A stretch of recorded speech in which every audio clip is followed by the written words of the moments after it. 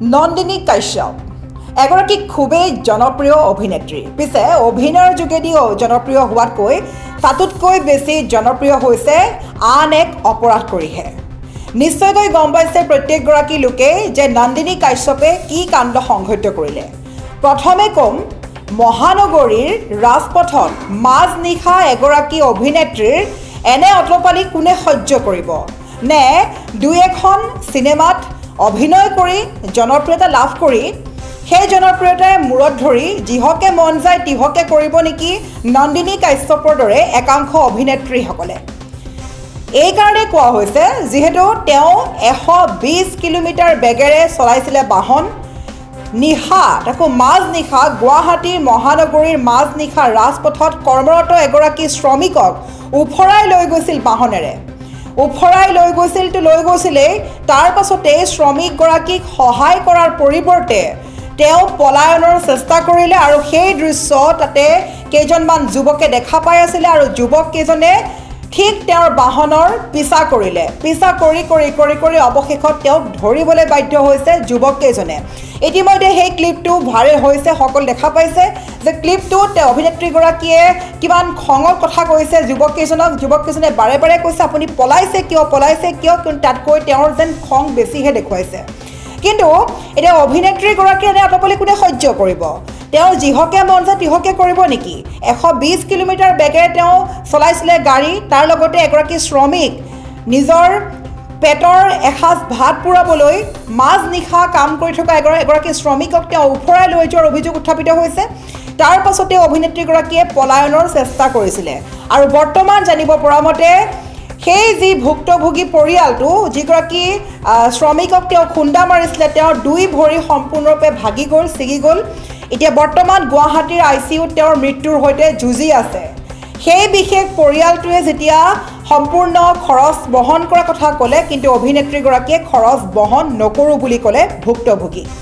কি বিচাৰিছে অভিনেত্ৰীগৰাকী? আমি বাৰে বাৰে ক'ম, 2 এখন চিনেমাত অভিনয় কৰিয়ে যিহকে মন যায় তিহকে কৰিবলৈ ক'ত সাহস পালে একাংশ অভিনেতা অভিনেত্ৰীয়ে? তেওঁৰ দৰে যিসকল অভিনেতা অভিনেত্ৰী আছে, আমি সকলোৰে কথা কোৱা নাই, একাংশ অভিনেতা অভিনেত্ৰী যিসকলে এই ধৰণৰ কথালৈ ভাবি লয় যে মই জনপ্ৰিয় হৈছোঁ, মই মুভি কৰিছোঁ, মই চিনেমাত কাম কৰিছোঁ, ডাঙৰ তাৰকাৰ সৈতে কাম কৰিছোঁ, তেন্তে মই এগৰাকী জনপ্ৰিয় অভিনেত্ৰী, গতিকে মই যি মন যায় তাকে কৰিম। সেইদৰে ভাবিছিল নেকি নন্দিনী কাশ্যপৰ দৰে অভিনেত্ৰীগৰাকীয়ে?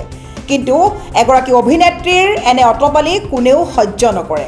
কি শাস্তি পাব নন্দিনী কাশ্যপে, তাক লৈ এতিয়া সৰ্বত্ৰে লাভ কৰি আছে চৰ্চা। অভিযোগ উত্থাপিত হৈছে নন্দিনী কাশ্যপৰ বিৰুদ্ধে। আমি লৈ আহিছোঁ সবিশেষ খবৰ প্ৰত্যেকগৰাকী দৰ্শকৰ বাবে সম্পূৰ্ণ ভিজুৱেলছৰ সৈতে এই বিশেষ গুৰুত্বপূৰ্ণ খবৰটো। অভিনেত্ৰী নন্দিনী কাশ্যপক কি শাস্তি দিয়া হ'ব? ঘটনাৰ তদন্ত কৰি কি শাস্তিত পাব অভিনেত্ৰী নন্দিনী কাশ্যপে? নিশা ৰাজপথত অভিনেত্ৰী এনে আচৰণ বা এনে অতপালি কোনে সহ্য কৰিব? 2 এখন জনপ্ৰিয় চিনেমাত কাম কৰিলে বুলিয়ে নিজক পাহৰি যাব নেকি একাংশ লোকে? আৰু যাৰ যি মন যায় তাকে কৰিব নেকি একাংশ লোকে? সেইদৰে সেই মনোভাৱৰে ব্যক্তি আছিল নেকি বা অভিনেত্ৰী আছিল নেকি নন্দিনী কাশ্যপ? তাক লৈ প্ৰশ্ন উত্থাপিত হৈছে। কিন্তু পুৱতি নিশা নন্দিনীৰ গাড়ীৰ খুন্দাত ছিগি গ'ল ৰাজপথত কাম কৰি থকা শ্ৰমিকৰ 2খন ভৰি। তাৰ পিছতেই অভিনেত্ৰীগৰাকীয়ে কৰিছে পলায়ন। সহায় কৰাৰ পৰিৱৰ্তে কৰিলে পলায়ন। পিছে নন্দিনীৰ গাড়ীৰ পিছে খেদিলে কেইজনমান যুৱকে। আমি সম্পূৰ্ণ দৃশ্যৰ ক্লিপ দেখাই আছোঁ আমাৰ স্ক্ৰীণত। নন্দিনী কাশ্যপে কিমান ৰুদ্ৰধাৰ ৰূপ ধাৰণ কৰিছে আমি সেয়াও দেখাম এম্বিয়েঞ্চৰ হয়। তাৰ পূৰ্বে আমি প্ৰত্যেকগৰাকী দৰ্শকক আমি সবিশেষ খবৰটো কৈ আছোঁ। বৰ্তমান চিকিৎসালয়ৰ ICUত জীৱন মৃত্যুৰ সৈতে যুঁজি আছে যুৱকজনে। হিট এণ্ড ৰান দৰে ঘটনা সংঘটিত কৰিও মুক্ত মনে ঘূৰিছে অভিনেত্ৰীগৰাকী।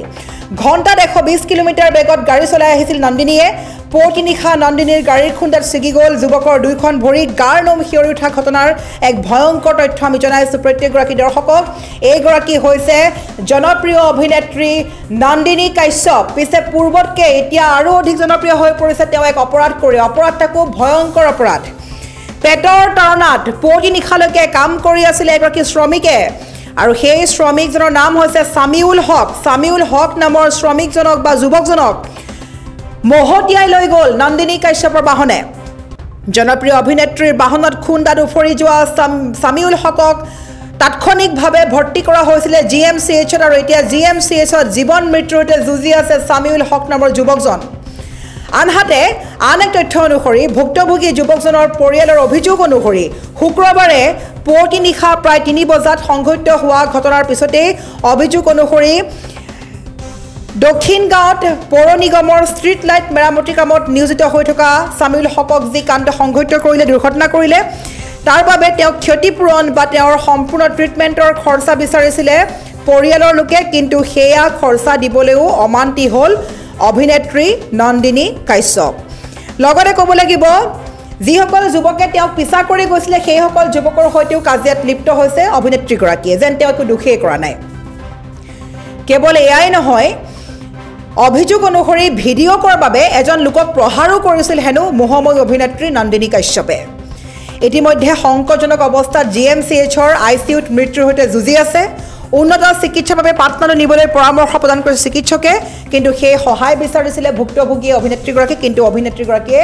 সেই টকা দিবলৈ অমান্তি হোৱাত এতিয়া লাগিছে হাহাকাৰ এতিয়া সকলোৱে প্ৰশ্ন কৰিছে উচিত তদন্ত হ'ব লাগে দোষীয়ে শাস্তি পাব লাগে নন্দিনী কাশ্যপে কি শাস্তি পাব কিয়নো তেওঁ যি ভয়ংকৰ কাণ্ড সংঘটিত কৰিছে লগতে তেওঁ এতিয়া জানিব পৰা মতে বিভিন্ন সংবাদ মাধ্যমৰ তৰফৰ পৰা তেওঁলৈ ফোন কল কৰিছে বিভিন্নজনে তেওঁক যোগাযোগ কৰিব চেষ্টা কৰিছে কিন্তু তেওঁ সকলো ফালৰ পৰা তেওঁ এতিয়া পলায়ন কৰি ফুৰিছে তেওঁ সকলো ফালৰ পৰা আঁতৰি ফুৰিছে তেওঁ কিবা উত্তৰ দিব লগা হয় বুলি আঁতৰি ফুৰিছে সাংবাদিকৰ সন্মুখৰ পৰা সংবাদ মাধ্যমৰ সন্মুখৰ পৰা সেই হেতুকে এতিয়া নন্দিনী কাশ্যপে সম্পূৰ্ণ ঘটনাৰ তদন্ত কৰাৰ পিছত কি শাস্তি পাব তাকে লৈ এতিয়া উৎকণ্ঠাৰে বাট চাই আছে তেওঁৰ পূৰ্বৰ অনুৰাগীসকলে আপুনি এক্সিডেন্ট কৰি কিয় পলাইছে আপুনি কিয় পলাইছে এক্সিডেন্ট কৰি কেনে আপুনি কিয় পলাইছে এক্সিডেন্ট কৰি কেনে আপুনি কওক কিয় পলাইছে আপুনি পলাইছে এই ফ্লেট আহি কেনে সোমাইছে এই ফ্লেট সোমাইছে ভিডিঅ' কৰক আপুনি এক্সিডেন্ট কৰি থৈছে আপুনি এক্সিডেন্ট কৰি থৈছে ন